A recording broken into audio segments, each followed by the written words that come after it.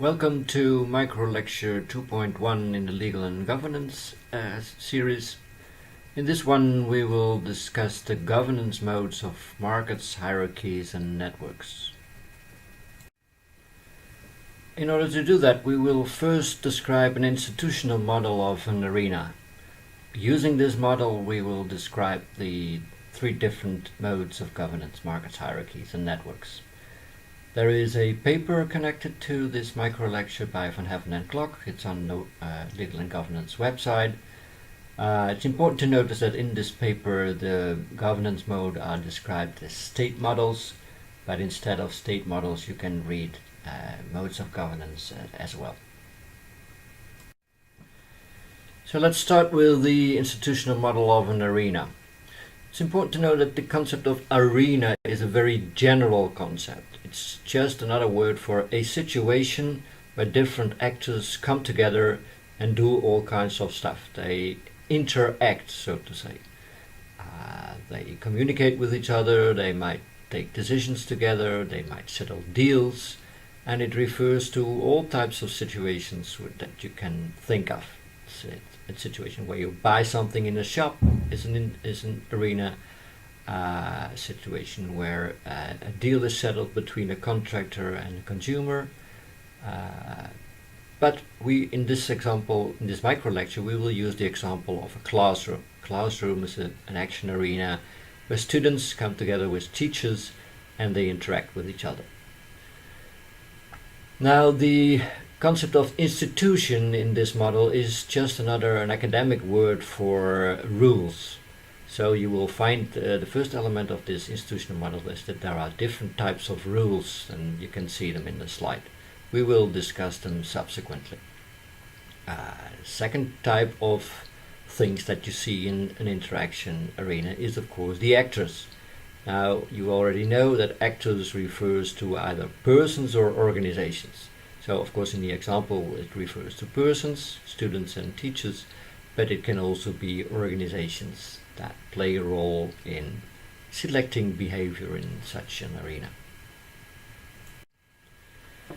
Now it's best to start the description of the model with the position and the boundary rules. The position rules are nothing more than a specification of the type of actors that you find in the action arena. For instance, if you look at the classroom, you can think that there are two types of positions. One is that of students, and the other one is that of teachers. And connected to these positions are all types of rules. And the first one is the boundary rules. And the boundary rules, they specify the conditions under which specific actors, specific persons can get into that position. So the conditions under which people can get to the position of student, and the conditions under which the persons can get into the position of a teacher. Now the conditions for students, clearly there are some rules that guide how people can get into that position. So the first one is that they should have a relevant bachelor degree. If they don't have a relevant bachelor degree, they cannot enroll for the entire master's program. And of course the other part is that once you are enrolled in the master's program, you are entitled to follow all classes of different courses. So it's a necessary condition to be enrolled in the master's course, but it's also a sufficient condition. So once you are in meeting the conditions of enrolling for the master's program, you have the right to enter the different classes that are taught in the program. This refers to an important point of what rules are about. Most people first think about rules in terms of obligations, things that people have to do, things that people have to meet in order to be able to do something. But rules indicate rights as well, and they are each other's counterparts.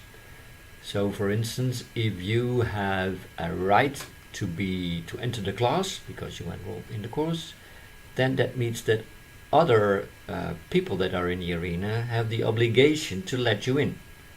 If I would be a teacher in teaching in such a situation, I could not claim that I don't like the face of some of the students and then send them out of class. No, They have the right to enter class. So the students, of course, there are conditions for the students, but there are also conditions for the teachers, and they are different. The boundary rules, the conditions in those rules are different. For instance, the important one is that a teacher should have the relevant expertise, the relevant knowledge in order to be able to teach. And of course, this is guided by the fact that they have diplomas, but also that they are hired by departments. And of course, within the department of the university, the tasks of teaching in different courses is divided between the different teachers that are hired in the department. Again, again, the idea of obligations and rights is relevant here. So if, for instance, the fact that you are obliged to meet certain expertise criteria as a teacher also indicates that students have a right on a teacher that has sufficient knowledge. If you, for instance, would find out that a certain teacher is teaching a subject and he doesn't know anything about it, the students would have the right to ask for another teacher that does meet these qualifications. The concept of authority rules is a very general one, and they specify the rights and obligation of the different position holders. So in the example, students might have the right to ask questions, and the counterpart of that right is the obligation of the teacher to answer those questions. Of course, there are other rules as well. When someone is speaking, for instance, there's the obligation of other participants to keep their mouth shut.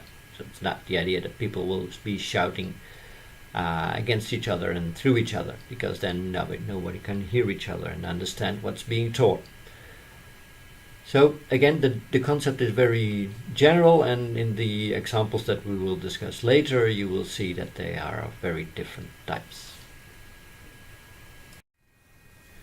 The aggregation rules specify how the outcomes of the arena come about, and the role that the different position holders play in that.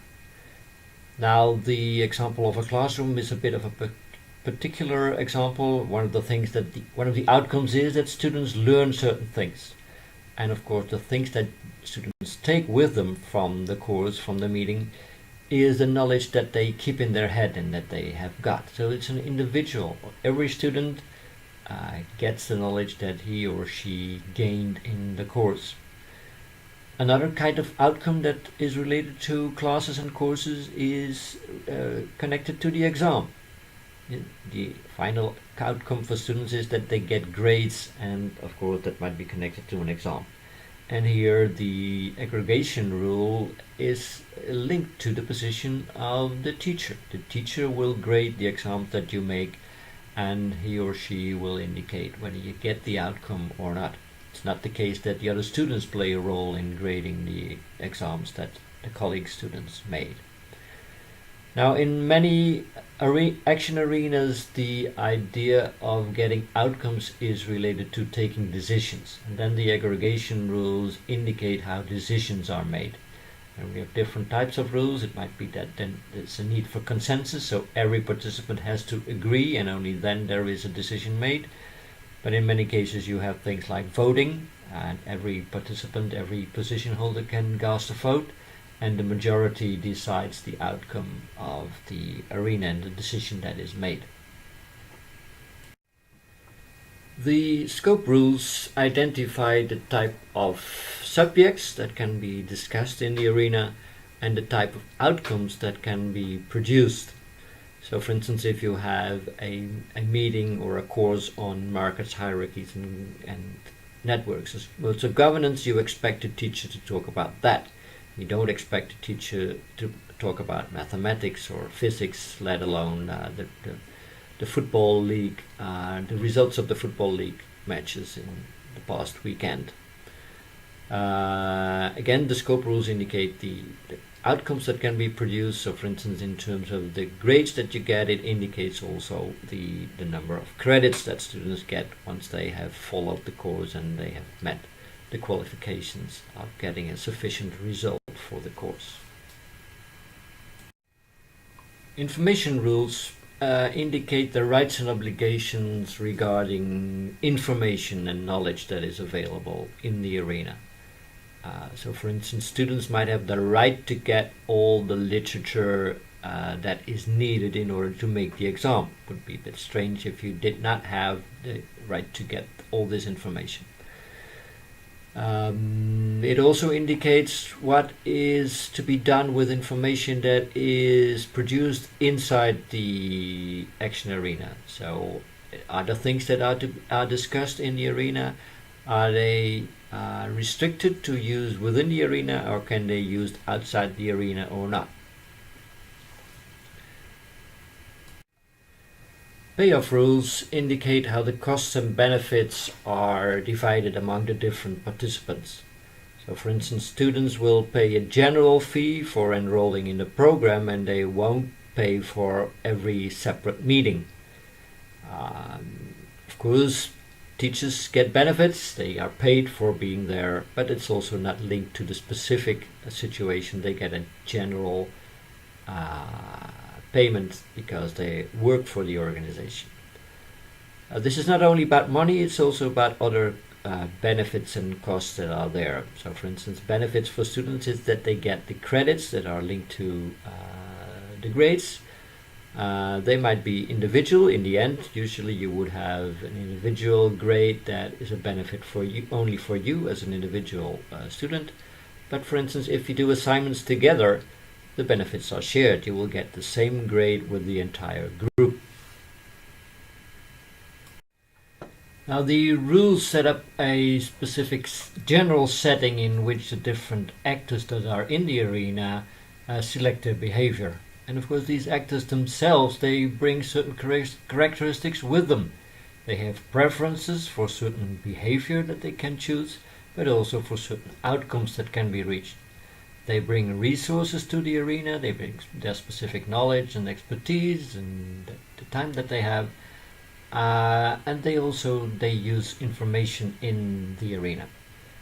Now one of the major issues when we discuss the modes of governance is whether the actors are only looking for their own preferences and only use their own resources and information, or whether they share it in a certain way.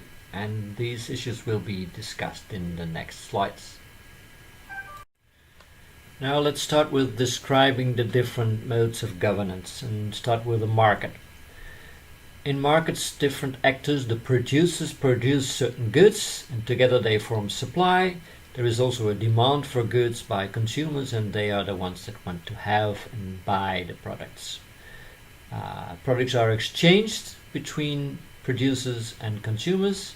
The goods and services are delivered for a certain price, and when the consumer pays the money, he or she gets the goods or the services are provided. It's important that decisions are made by bilateral deals between individual sellers and buyers. The buyers agree to pay a certain price for the product that was offered by the sellers, and if it's a complex deal, then there will be a contract that will be signed. If it's something that is very easy, for instance, you buy a bread at the baker, the contract is implicit. It's important to understand that in markets, the actors decide based on personal preferences. They only take their own preferences into account. The buyers want to get the best deal that is on the market. They want to pay the lowest price for the best product. The sellers want to make as much profit as they can, so they want to sell as many products for the best price that they can get for it. Two important things in markets are competition and non-fixed relations. Competition means that the different sellers, the different producers that are on the market, are trying to produce the best offers on the market and compete with the other ones. Of course, because consumers are interested in the best buy, they will look for the best product for the best price, and in order to be selected as a producer, you have to offer the best deal. Connected to that is that the relations are not fixed. If I buy a certain product today from a producer, it doesn't mean that the next situation where I have to make a choice, I will go to the same producer. Now, in the next situation that I want to buy a good, I will look again for the best offer that is on the market, and I will select the best deal at the best conditions that is available. And this is very important because the fact that there is competition provides efficiency to the market. Because in each situation there are new deals that are based on the best offers that are on the market. All the producers have to do their utmost best to get good deals on the markets, or else they lose market share. This also implies that innovation is done on an individual basis. The different producers try to innovate to get better deals in the future, but they do it on their own. They don't do it together with their competitors because they are in competition with them. Now, if we apply the institutional model to the market, we of course start with the position rules, and then there are two positions, that of buyer, the consumers, and the sellers or the producers of the goods. For both types of positions, there is, in terms of the boundary rules, a large freedom. There's freedom of entry, there are no entry barriers. All consumers and producers are allowed to enter the market, and that's important in order to make sure that competition is there. In terms of authority rules, we also see a large freedom to act on the things that you own, on the property that you have, and there's also freedom in terms of settling deals on whatever you want. The aggregation rule is pretty simple. It's bilateral binding agreement. If buyer and seller agree on a deal, then a deal is made and an outcome is there. In terms of the scope, there is also a lot of freedom. Freedom to deal on any goods and services that you want to exchange. So there are no limits, but almost no limits on the things that you can sell on the market and buy on the market. The payoff rule is pretty simple. It's exchange of the goods or services for money. You pay the money, you get the goods in exchange, and that is how the costs and benefits are divided between the position holders. In terms of information rules, there are not a lot of rules available. The only thing that is very important is that the specification of products and prices is truthful. Consumer has to be sure that the offer that is made on the market really specifies what the product can do, and that the money that is paid is the actual money that you have to pay once you settle for the deal. Now, it's good to make a sidestep to the slides that are used in the legal part of this course, and you will see that the market governance mode is guided by the principles of contract law and procurement law. In contract and procurement law, there is this basic idea of freedom of contract, freedom to contract with whomever, on any subject and in any form, and this is indicated already in the rules that we just discussed. Consensualism and the binding force of contract mean that once there is an individual agreement between buyer and seller, a deal is settled and the deal is binding. So you can see that these rules are the same as the one we discussed before. If we return to the institutional model, the next topic is that of the actor characteristics that are involved.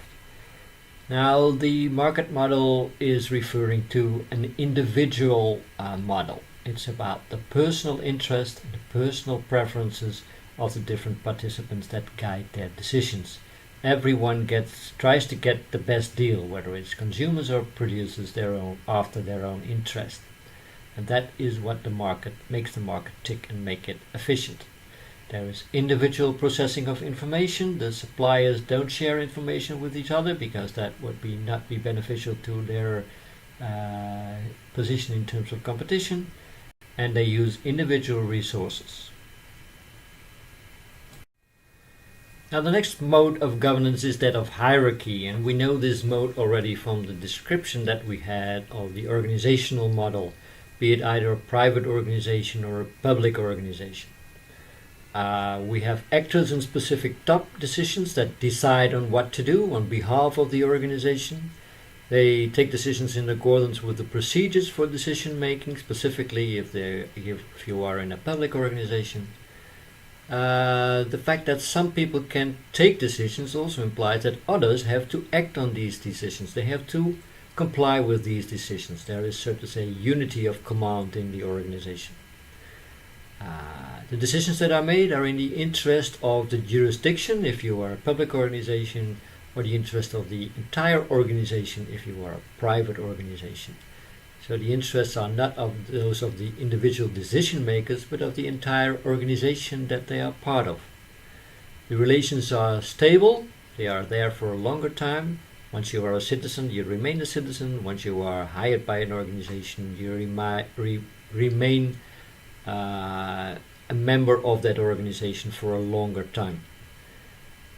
Important aspect is that there is strong coordination in the organization. That's what it's all about, and that enables you to take complex decisions and also to solve conflicting tasks, because in the end there is one in the top position that takes a decision in case of conflicts. Again, we can use the institutional model to describe this mode of governance. Obviously, there are two types of positions, that of authority and citizen if you talk about public organization, and that of boss and employee if you talk about a private organization. The boundary rules indicate that there is limited entry for those that are in a position that is to take the decision, so the authority or the boss position. Authority rules, they indicate who has to take decisions. Of course, these are the ones that are in the top positions, and they have the right to take the decisions. The citizens and employees have the obligation to act in accordance with these decisions that are made in the top. The aggregation rules, they specified how the people in top decisions have to make their decisions. For instance, if you are in a public organization and you are in national parliament, and the aggregation rule is that of majority voting. There are general rules that specify the scope of the organization that you are talking about. For instance, if you are talking about a specific department in public administration, for instance, the department that is responsible for infrastructure, they are allowed to take decisions on infrastructure and not on any other policy fields. If you talk, for instance, about a local public organization, a municipality, they can take decisions for their own municipality, their own area, and not, of course, decisions for the neighboring municipalities.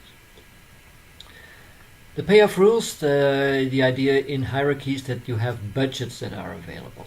So there are rules that set how much money is available and how decisions are made about how to divide this budget over the different members of the organization.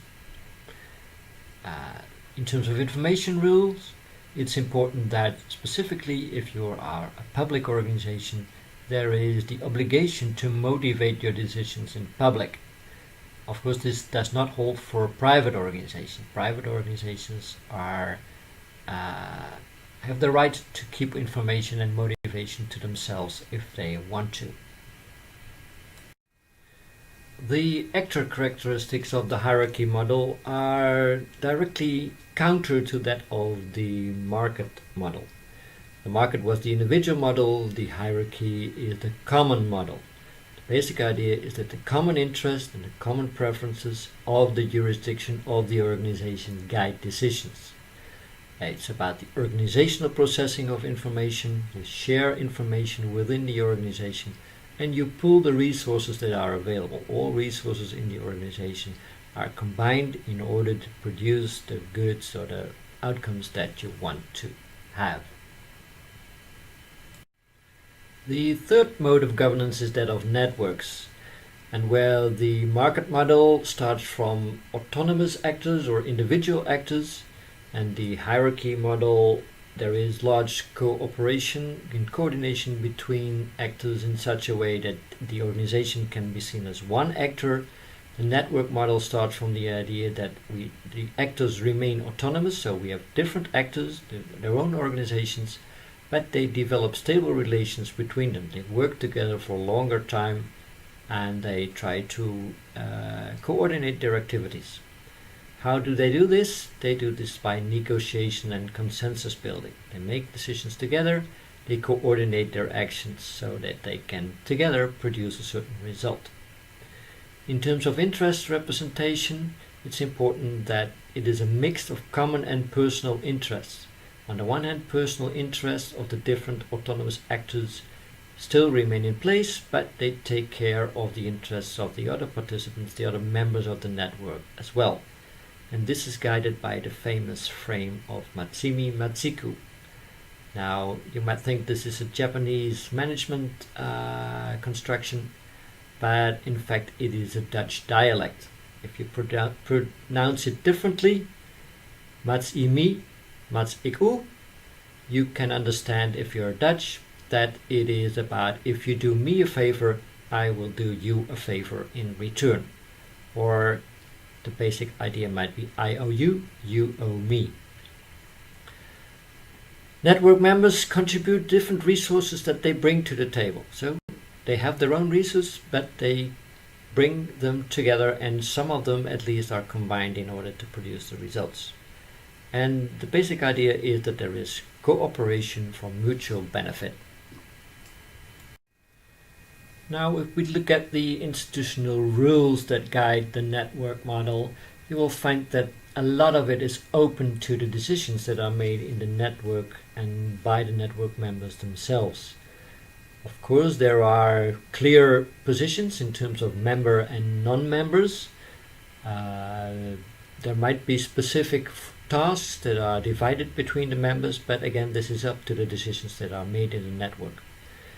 In terms of boundary rules, some networks are very restrictive. We call them clans, but we also find examples of non-restrictive membership. So everyone or many can enter the position of a member of the network. The authority rules are really dependent on the scope of the activities that are done in the network and how these are organized. In terms of aggregation rules, there will be some form of collective decision making and the members will be involved. Of course, non-members are not involved in these activities. The scope is also up for decision by the network members themselves. Some part of the activities that are done by the individual members of the organizations are done together, but because they remain autonomous organizations, other activities of those organizations are not done in the network. Payoff rules, they will be set by the network members, and they will usually only include the members that are involved. So the benefits are in some way, and the costs as well, divided among the different members. Information is often shared, but again, this is limited to the members in the network, and information is usually not shared with outsiders. Now, if we look at the actor characteristics of the network model, we start, of course, with how preferences and interests guide decisions, and we already indicated that this is a mix of common interests and members' interests and preferences. This is the idea of Matsumi Matsiku. Information is usually shared, and to a certain extent, other resources are shared and pooled as well to get a certain result. But counter to the hierarchy model, the networks only use certain resources, and some of the resources remain in the different members, the different organizations that are the members of the network. Okay, it's time to wrap things up. In this micro lecture, we used an institutional model of Narina to describe the different modes of governance, the markets, hierarchies, and networks. And we have found out that these are rather different because they are guided by different rules and the actors take decisions in a different way.